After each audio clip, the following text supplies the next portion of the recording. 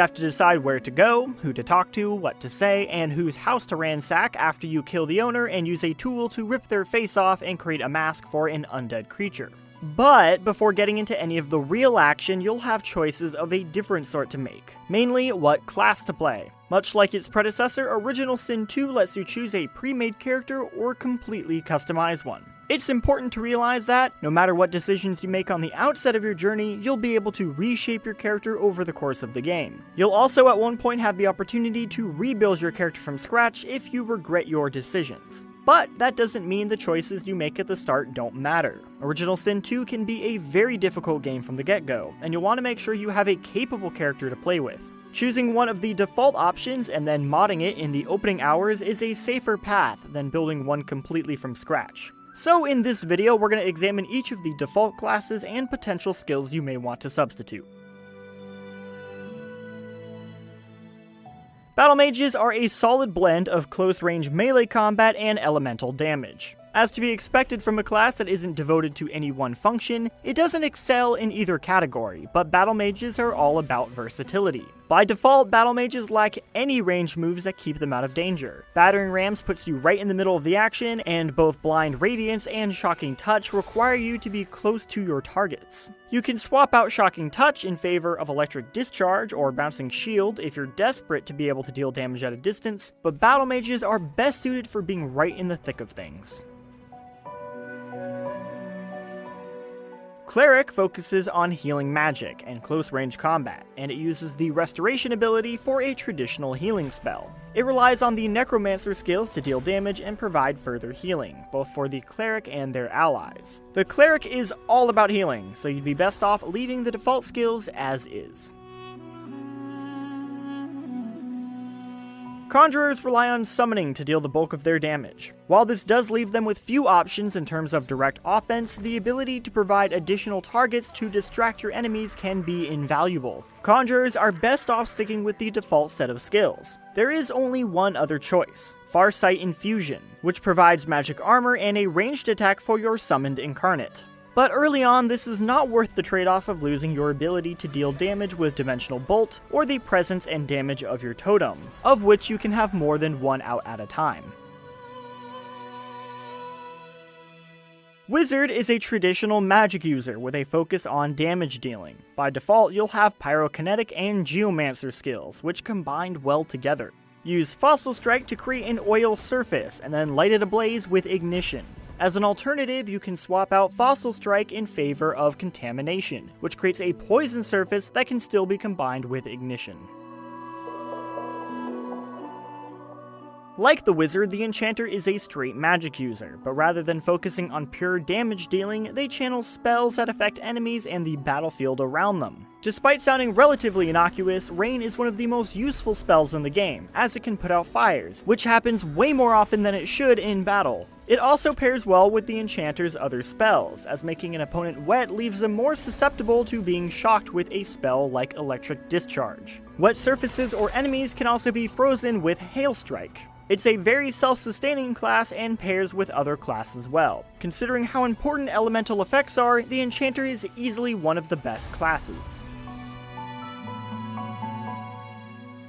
Despite the name, fighters serve primarily as tanks. They start with more health, thanks to the +2 constitution, and come equipped with Fortify, which restores physical armor and ensures they aren't teleported away from their position on the front lines. Although tempting, you should likely keep both Warfare and Geomancer to start with, rather than investing in Retribution, which reflects a percentage of damage back at attackers. Inquisitors are similar to Battle Mages, in that they are a blend of close-range combat and elemental damage. However, Mosquito Swarm presents them with a way to deal damage from afar, while Necromancer in general provides a means for self-sustaining, as they regain health as they deal damage directly to an enemy's health. Battering Ram is useful for getting into action, while Crippling Blow is a strong alternative thanks to its ability to do significant damage to nearby enemies. Knights are a more offensive-oriented version of the fighter, relying heavily on close-range damage. They need to be in the thick of things in order to deal damage, and you'll want to ensure you don't deviate from the default skills. The only alternative with the standard setup is Bouncing Shield, but Knights come with a point in two-handed weapons, meaning you shouldn't be using a shield. This is a textbook example of ensuring you're aware of what each aspect of your character involves in order to maximize their effectiveness. Metamorphs are among the most challenging classes to start out with. If you're new to the genre, you're likely better off trying something else first, as entertaining as Metamorph may sound. Chicken Claw is a powerful ability, but it's essential that you pick out the correct target, as it can only be used once every 6 turns. The only alternative skill available by default is Chameleon Cloak, which turns you invisible. The Ranger is a powerful mix of ranged physical and elemental damage. Their bow, or crossbow, lets them stay at a safe distance, which is important as you'll want to maintain high ground to take advantage of the bonus damage provided by Huntsmen. Rangers are versatile in terms of elemental damage, thanks to their ability to craft various types of elemental arrows. Alternatively, the Elemental Arrowheads skill provides a way to temporarily unleash a wide variety of elemental attacks, depending on what's nearby. If you're looking for additional healing, you can swap out one of the Huntsman skills in favor of First Aid. Additionally, it's important to note that ranged attacks in Divinity Original Sin 2 are much more reliable than in the first game. Don't let your experience with Original Sin scare you off from giving the Ranger a try. Now, if the idea of being a Ranger appeals to you but you want even more flexibility, Wayfarer may be for you. Fossil Strike allows you to create an oil surface, and if you have fire nearby, elemental arrowheads can be used to ignite it and deal serious damage. Following up with the skill Pin Down the following turn can allow you to ensure the enemy is stuck in the ensuing blaze. Or you can always swap it out in favor of First Aid to provide your party with another source of healing.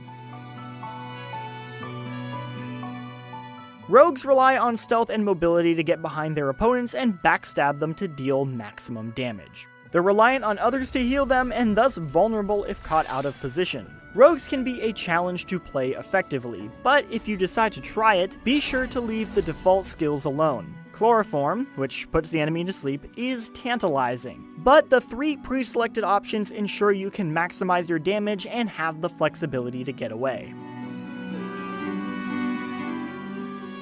Shadow Blades are effectively spellcasting rogues, moving around quietly and backstabbing enemies while maintaining the freedom to turn an opponent into a chicken every now and then. Like rogues, they are challenging to play while lacking the additional health that rogues enjoy, but their +2 to wits ensures that they'll be able to act more often than most other characters. A short-range spellcaster, witches deal heavy damage, but are potentially vulnerable. Their damage is also largely indirect. Outside of backstabbing foes, you'll need a dead body and some time to move a bloated corpse into position to explode. Positioning is incredibly important with witches, making this one of the more challenging classes to start out with.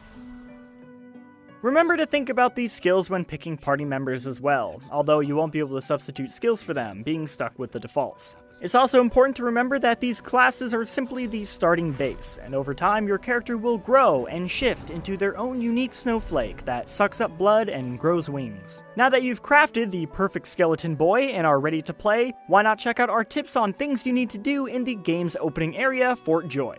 And of course, as always, thanks for watching.